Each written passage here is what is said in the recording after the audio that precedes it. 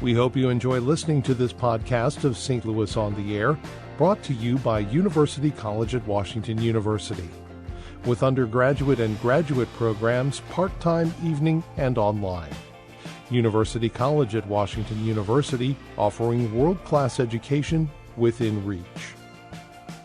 Welcome to St. Louis on the Air. I'm Don Marsh. Exposing youngsters to books is an important part of a child's overall development. Books can teach, they can entertain, they can help fashion lifetime and lifestyle attitudes. So what they read during those most important and impressionable years is important. Today we're considering the long-range impact of books on kids. With me in studio is La'Starr Owens, the author of Rock What You Got. Georgie Herz is the author of Jess Likes to Jump, and Adelaide Lancaster is co-founder of We Stories. It promotes children's literature as a means to a more equitable and inclusive future. Thank you so much, ladies, for being with us. Great to have you. Thank you. Thank you. I'll put the same question to each of you, starting with you, Adelaide. Elaborate on why reading is so important for the youngster development. Well, of course, we know that there are all sorts of benefits to just learning and the importance of literacy in that, but we also really know that it matters what kids are learning and what they're seeing. And I think over the last 10 or 15 years in particular, we've seen that the importance of seeing oneself in literature is really important. And then, of course, as a white woman and as a white mom with white kids, I'm acutely aware of how important it is for my children to see others in all of represented well and equitably across the literature that they're reading. And Georgie, that goes right to you because you've taken this message to heart with your Jess books, haven't you? Yes, Jess has green skin, and I felt that it's for very young children, and Jess is neither a boy nor a girl, so this opens up a chance for discussion. It's a very simple rhyming book with pictures. My goal would be that with reading it, a parent, a teacher would have an opportunity to discuss skin color, to discuss boy-girl playing behavior, that it can all be mixed in and enjoyed. And Asia, where are you coming from in all of this?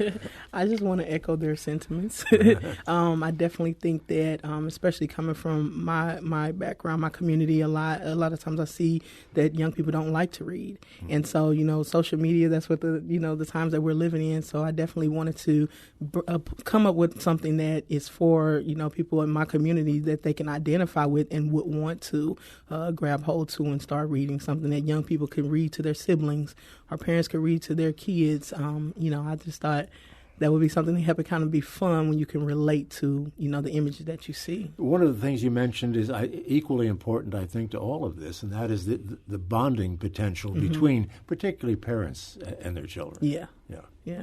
What is your message? How do you transmit your message in what you write? You're a multifaceted person, I must say, so you come at it from a couple of different directions. Yeah, I love music, I love art, I love culture, and I think that kids learn different.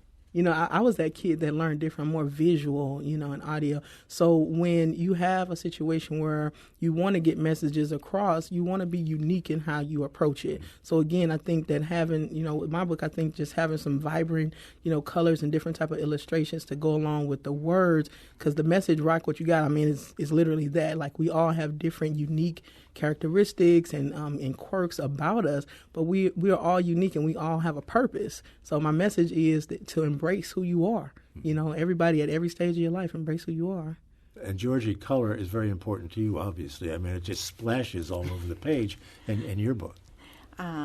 Yes, and the boy-girl situation, too. You asked kind of what goal. I think playfulness. The book has Jess jumping over and under, and the kids recognize this. Oh, I can jump around a tree.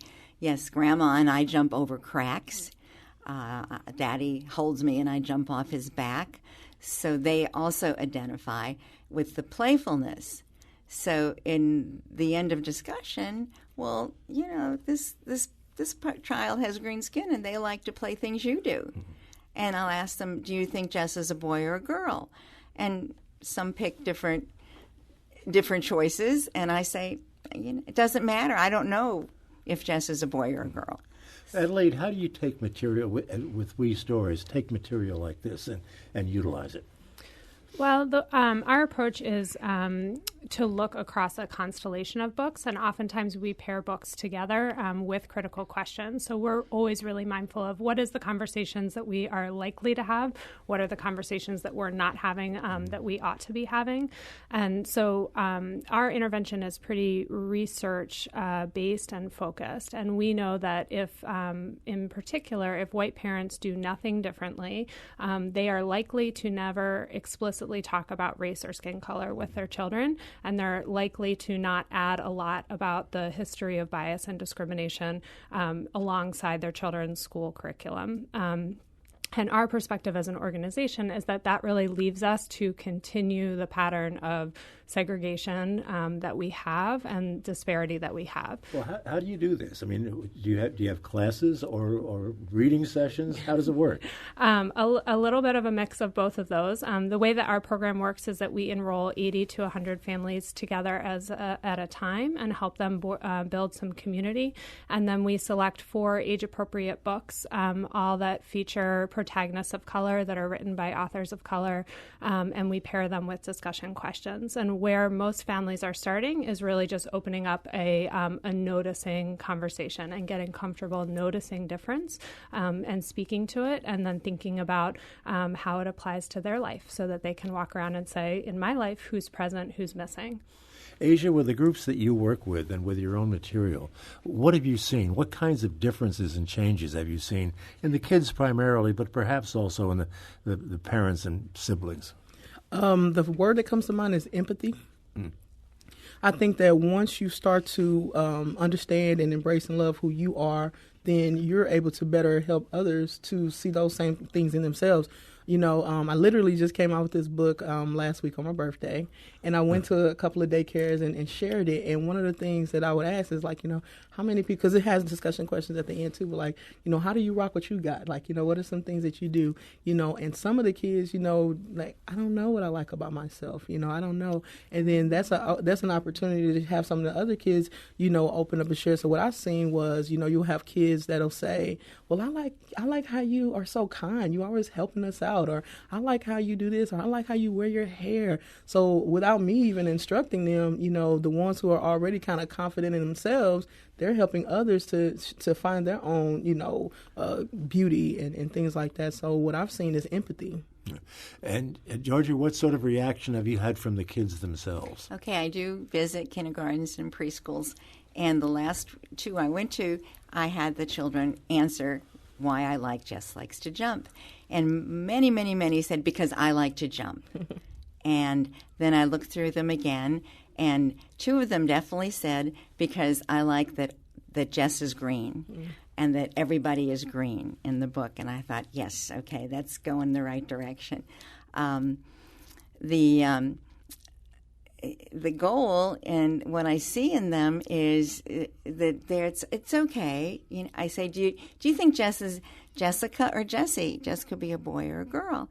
And I think it makes him think that, well, here's this character that has clothes that boys or girls can wear, this funny hair that's wavy, and that's okay. Asia, would this work with the people that you work with? The green child, genderless, if you will? I definitely agree. We were just talking about, like, because even one of the characters in Rock What You Got on the cover, I identified with that character. I'm like, that's how I used to look when I was in grade school. And I was like, I can't tell if it's a boy or a girl. You know, and I think that's the thing. You have so many people who fit in those categories of, you know, just that androgynous, feel, but it's not necessarily that they're trying to be another gender or not. They probably like exactly who they are, but they just like to wear different clothes or play different sports. Does a 4-year-old get that? You know, this day and age, I think they do. I think they're exposed to so much more than we were. Well, when I was younger, you know, I just think they have a lot, because also they have siblings or parents that fall into those different categories. Mm-hmm. So I just think that those conversations, definitely should be had if they're not had. But I think that they are a little bit more aware. And still, I think young people, I think, are a little bit more compassionate, and they'll ask questions like they will, even if they say, "Are you a boy or girl?" That's still an opportunity to have that conversation. You know? Everybody's nodding. Adelaide, do you buy into that? Absolutely. I mean, I think that fostering empathy and self-love and self-acceptance is something that can happen anywhere and is really important for all young people and all people.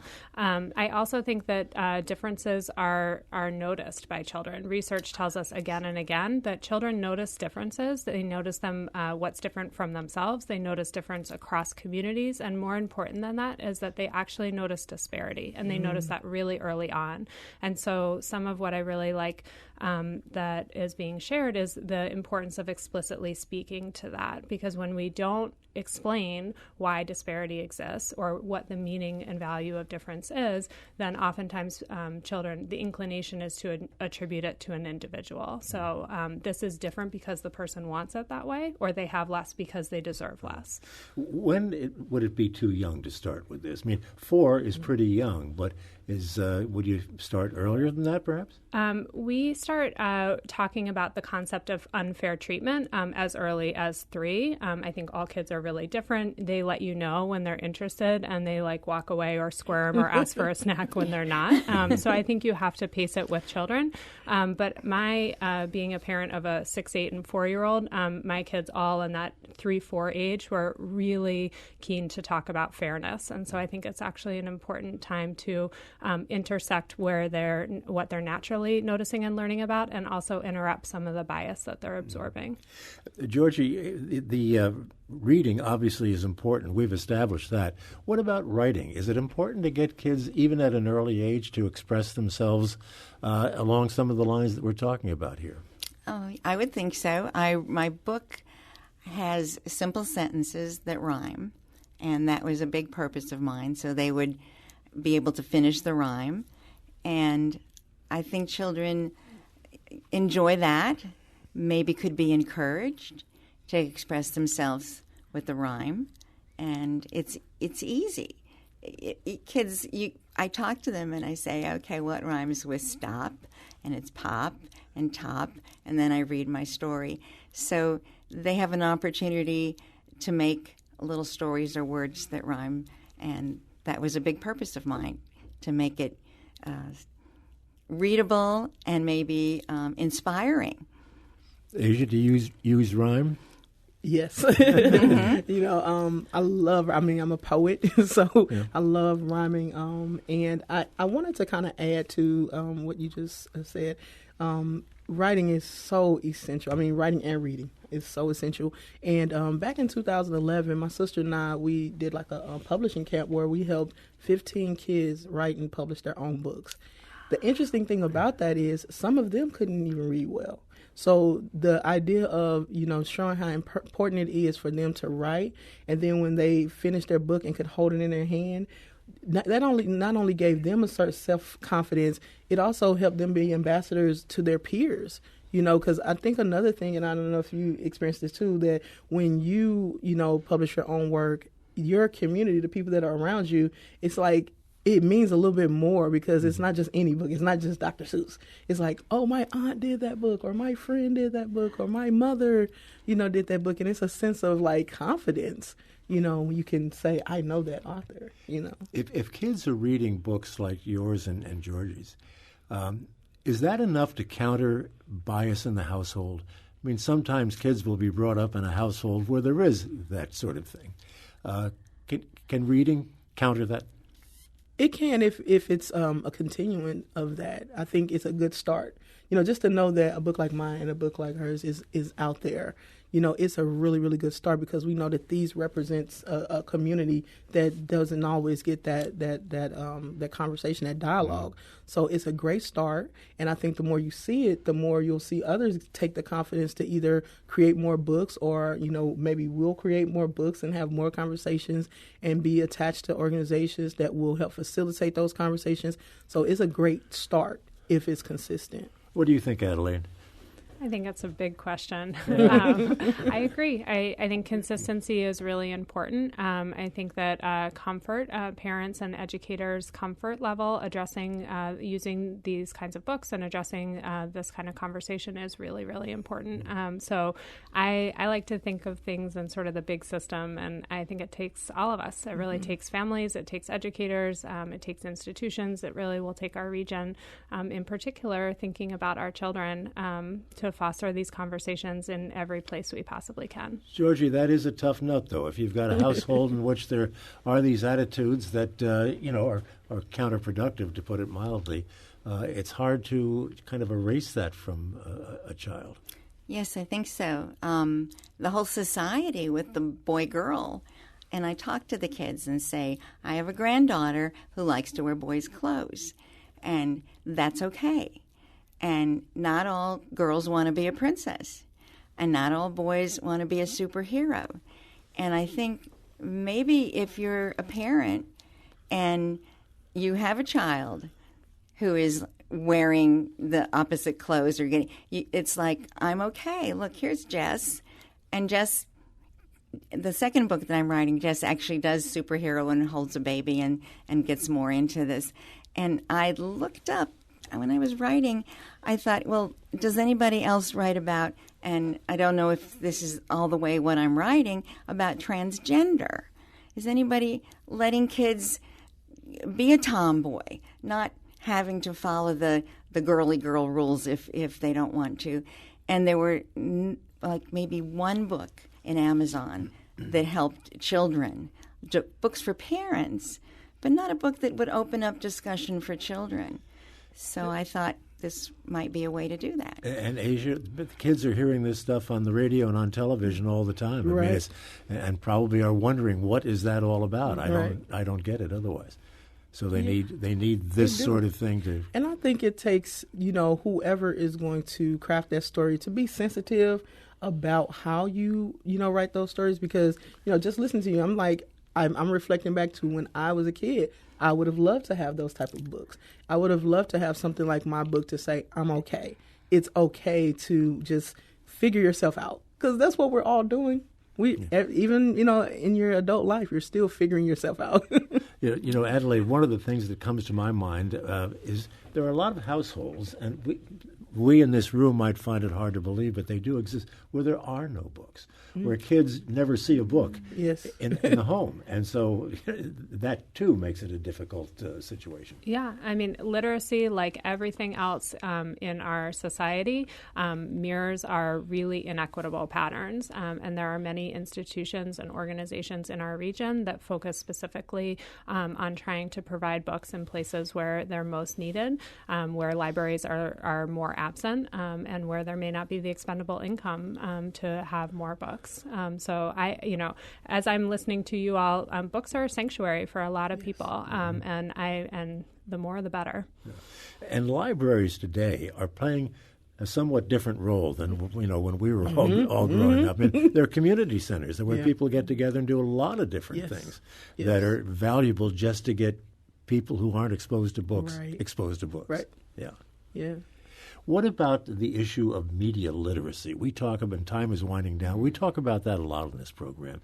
Teaching kids critical thinking skills. You're nodding, Adelaide. Is this something that you're involved with, too, at We Stories? Well, I think that a big part of civic engagement is being able to ask critical questions, whether you're reading something on the news, whether you're listening to something on the radio, when you're looking at a book in particular. And I think that we all need to move away from this notion that there's one magic book, one magic answer, one magic perspective, and teach our kids and to ask critical questions. But I think the best way to do that is model that ourselves. So saying what's missing here, what else might be added, whose voice do we also need to be considering is really, really important. Georgie, is there something you keep in mind when you're writing your books? Your books are very simple because obviously they're for a very, very young audience. But is this something you consider when you're writing?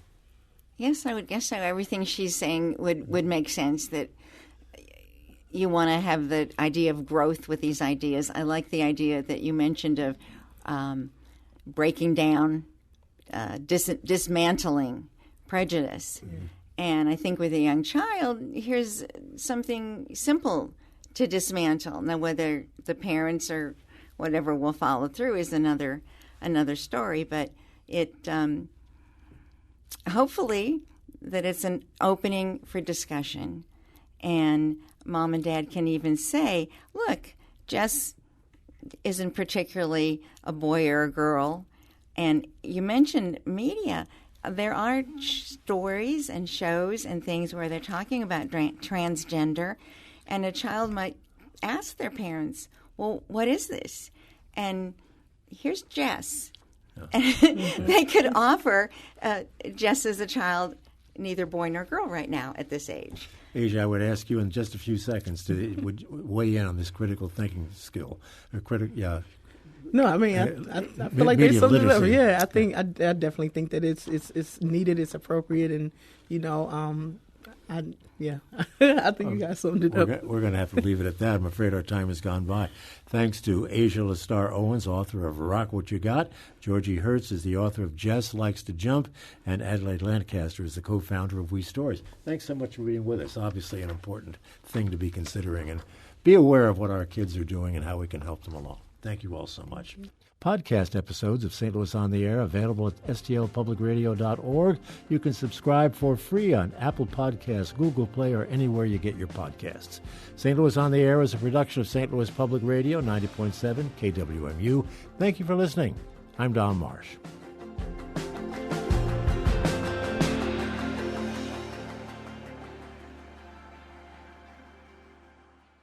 Support comes from Missouri Forest Products Association, committed to sustainable and sound conservation of the state's forests, which support more than 41,000 Missouri jobs, resulting in a $10 billion industry. ChooseWood.com.